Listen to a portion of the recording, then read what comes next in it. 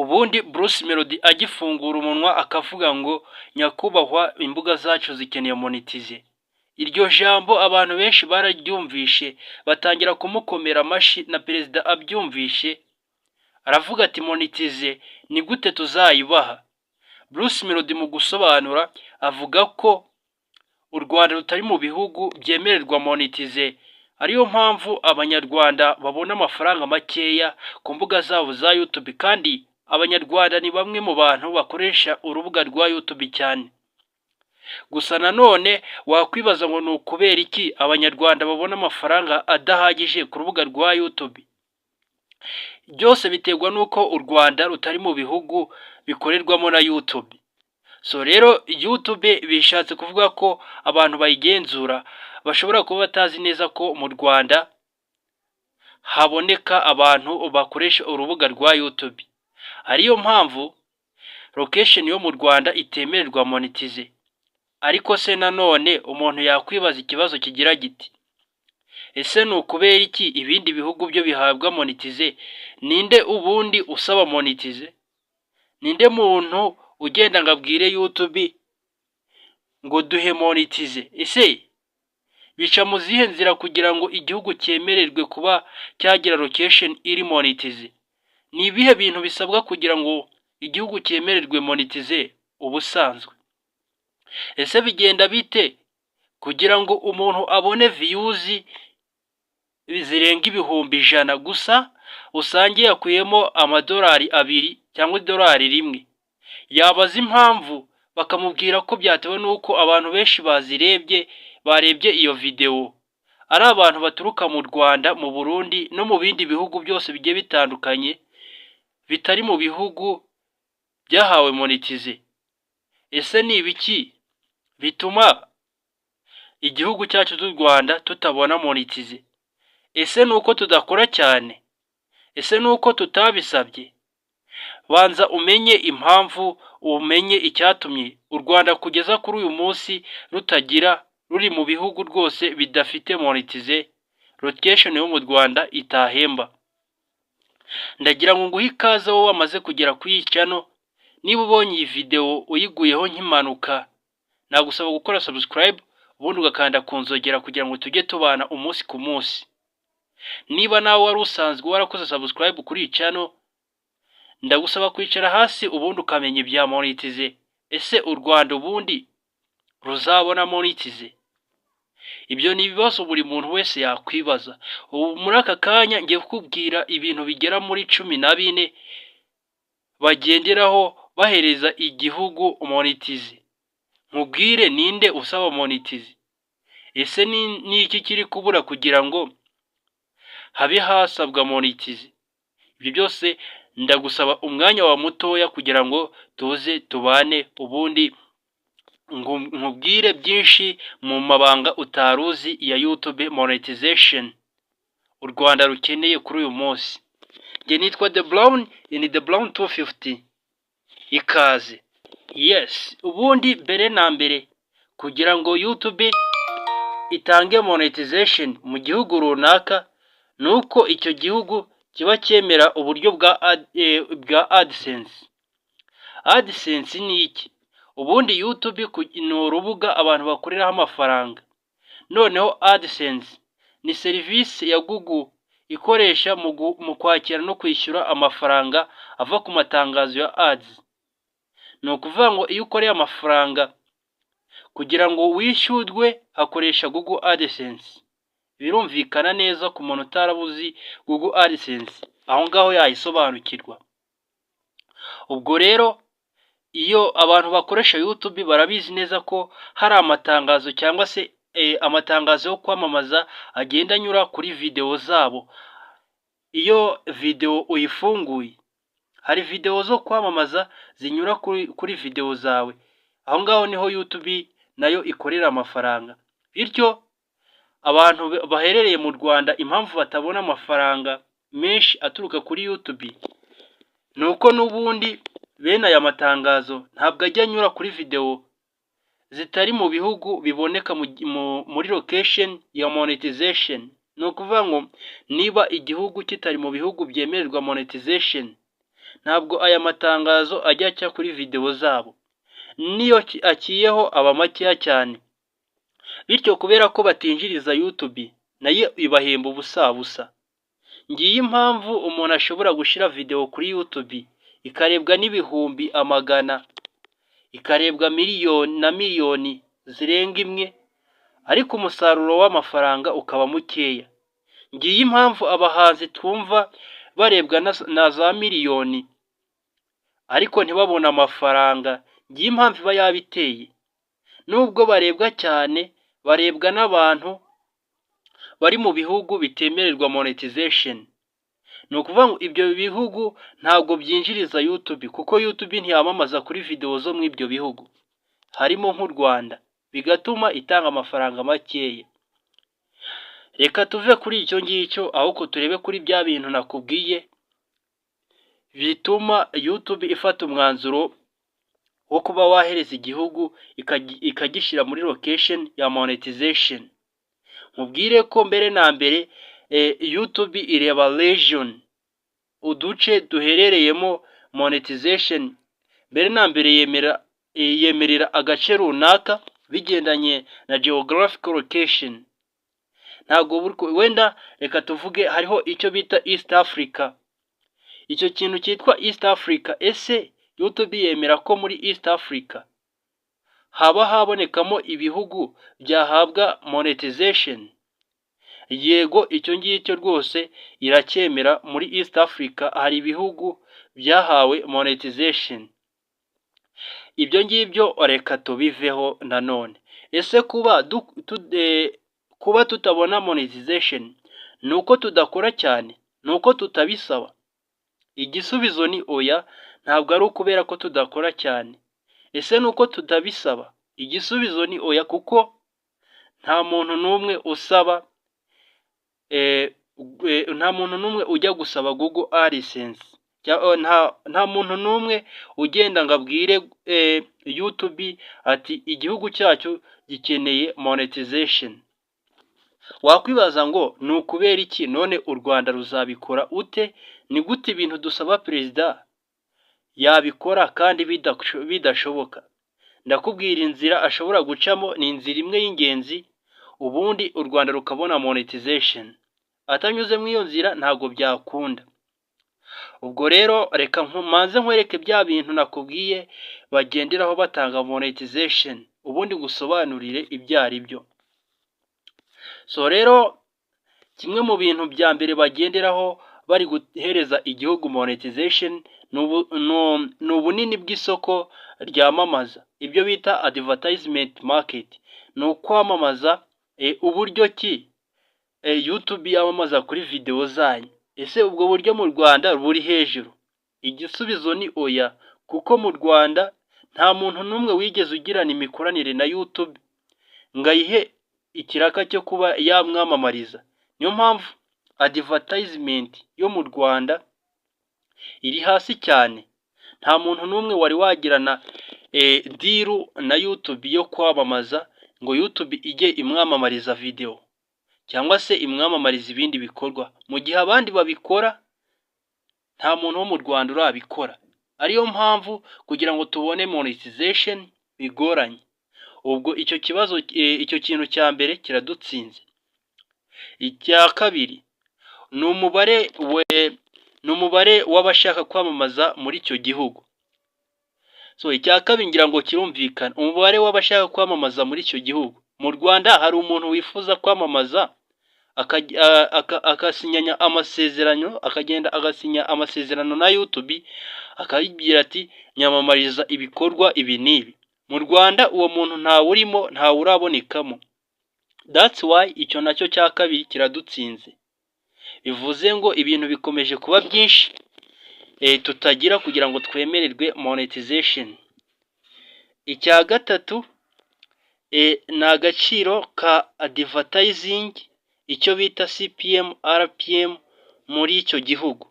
Ubwo rero ari igihe usanga ibihugu byemererwa monetization, byemererwa monetization kubera agaciro bahereza advertising, ukwamamaza. YouTube ubundi amafaranga nayo ihemba abandi ba content creator, iyakura mu kwamamaza. Rero iyo udakorana na YouTube mu kwamamaza, nta handi hantu nayo nta mafaranga yaguha afatika. Iyo utayamamariza cyane, bisaba kugira ngo winjirize YouTube mu mafaranga menshi wayinjirije ikuremo makeya nayo iguhembe. Rero nimba winjiriza YouTube amafaranga makeya, nayo iguha andi makeya. Agaciro rero ka advertising muri icyo gihugu natwe biratugonze. Nubwo tubiha agaciro wenda tukaba tuvuga ngo advertising mu Rwanda yateye imbere, gusa nta numwe uragera na deal na YouTube ngo agiye kuyamamazaho. Bivuze ngo icyo nacyo kiratugonze. Ni icya gatatu. Icya kane ni ubushobozi bwo kwishyura kuri internet n'uburyo bw'imari bukora neza. Iki ngiki cyo turagifite mu Rwanda, uburyo bwa Google AdSense kwishyura dukoresheje internet ndetse na banki mpuzamahanga hakoreshejwe internet, ibyo bintu mu Rwanda birimo. Ubwo rero icya kane turagitsinze. Icya gatanu ni umutekano wo kohereza no kwakira amafaranga mpuzamahanga. Mu Rwanda biroroshye kandi biri safe, birizewe, bifite umutekano kuba wakohereza amafaranga ukayabikuza ukanayakira mu buryo mpuzamahanga. Icyo ngicyo ni icya gatanu, birumvikana ko mu Rwanda kirimo. Ikintu cya gatandatu ni ukuboneka kwa AdSense n'ibikorwa byayo muri icyo gihugu. Icyo ngicyo cyo mu Rwanda kirimo rwose. AdSense mu Rwanda iremewe kandi iraboneka.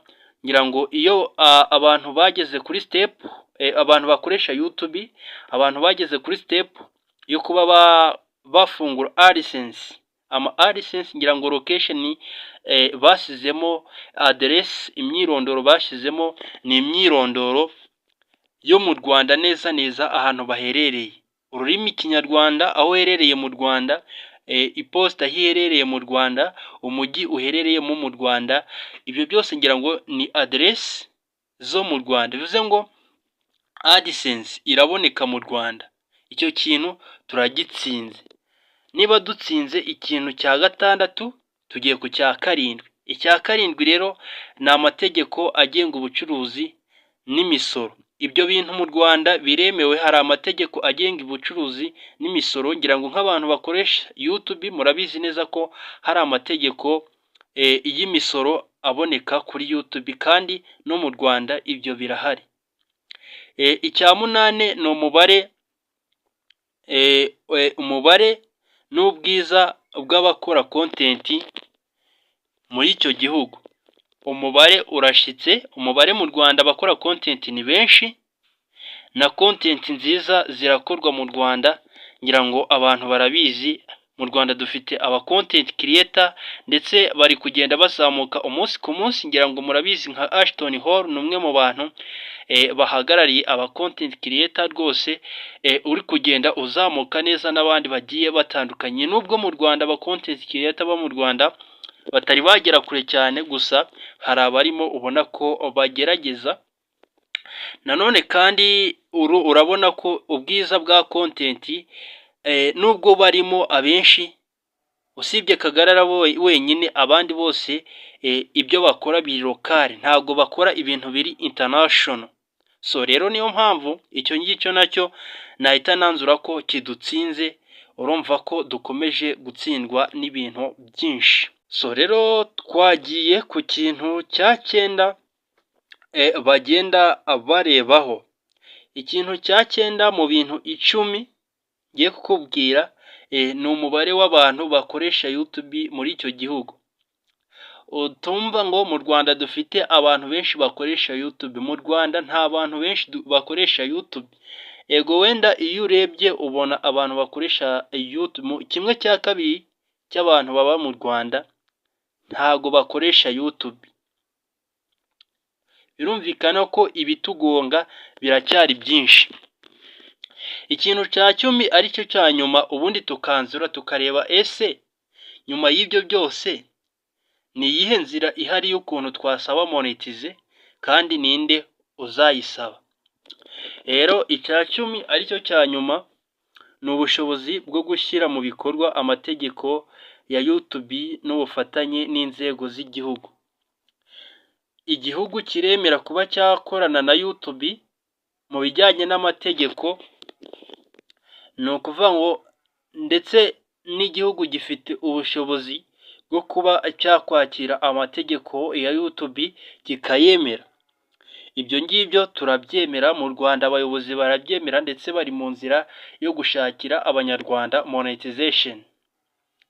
Gusa nanone muri ubushakashatsi nakoze nyuma yo kureba abantu bari gusaba monetization, Google ndetse n'ibindi binyamakuru bigiye bitandukanye byagiye byandika ku bintu bijyanye na Google ndetse no gukorera amafaranga kuri YouTube, bivuga ko nta muntu n'umwe, nta perezida, nta muntu n'umwe ujya gusaba kuba igihugu cyashyirwa muri monetization location. Ni ukuvuga ngo nta muntu n'umwe ugenda ngo asabe uburenganzira ngo avuge ngo turashaka ko igihugu cyacu kijya mu bihugu byemererwa monetization. Ubwo bivuze ngo nta muntu n'umwe mubo mubwira, abantu babwira perezida ngo nagende ashake monetization, ntabwo nzi ahantu wayishaka. Cyakoza inzira yonyine yanyuramo ni inzira imwe ndibuze kukubwira n'ubundi, nuko yatangira akazamura ubufatanye n'ubucuruzi, kuba yajya muri deal, akagira deal na YouTube yo kwamamaza. Kuko YouTube iyo uri gukorana nayo mu bijyanye na advertising, nayo igushyira mu bihugu bifite location yo kwamamarizaho kandi igomba kuba monetize mu bihugu location ziri monetize, ariko ikabikora ari uko ibonye ko muri gukorana nayo mu bijyanye n'ubucuruzi. Hagize abanyarwanda batangira gukorana amasezerano na YouTube cyangwa se perezida ubwe akagenda akaba yakora deal ya advertisement yo kwamamaza akayikorana na YouTube, nibura abagenzura YouTube harimo Google bashobora kuba bavuga bati bitewe n'imikoranire myiza dufitanye n'abanyarwanda, bitewe n'ukuntu dufitanye amasezerano yo kwamamaza, tugomba kubashyira muri location ya monetization kugira ngo bagire inyungu natwe tugire inyungu bitewe n'amasezerano dufitanye. Ubwo bivuze ngo niba nta muntu n'umwe wari wakorana amasezerano na YouTube y'ubwayo ntabwo izi neza ko u Rwanda haba harimo abantu bakoresha YouTube. Ntabwo ibara ko abanyarwanda nyine badakoresha YouTube bitewe n'uko abanyarwanda location yabo ntabwo iyo location yemererwa kuba monetization. So rero niba hari umuntu uzagenda akajya muri deal na YouTube, perezida cyangwa se abandi bantu bumva bashaka monetization cyangwa no kwamamaza, nibo bantu batuma monetization igera mu Rwanda. Kandi ikindi, n'abantu bakora content bagakora content ziri international, bakareka gukoresha ikinyarwanda cyonyine, kuko ikinyarwanda kigarukira mu Rwanda no mu Burundi. Ubwo rero naha abanyarwanda kwishakira monetization bakareka gutuma perezida, naha abanyarwanda gusaba perezida kuba yajya mu bucuruzi na YouTube akajya kwamamazayo. Visit Rwanda ishobora kuba yaba kimwe mu bintu byazana monetization, baramutse bafashe Visit Rwanda bakajya muri deal na YouTube ikamamaza bya bintu bita ngo ni Visit Rwanda. Ubwo iyo advertisement ishobora gutuma habaho icyo bita location ikaba monetization yo mu Rwanda. So rero nge mwabanye, nitwa The Brown, ni The Brown 250. Murakoze cyane, ndabakunda cyane abantu mwakoze subscribe, muraba agaciro cyane.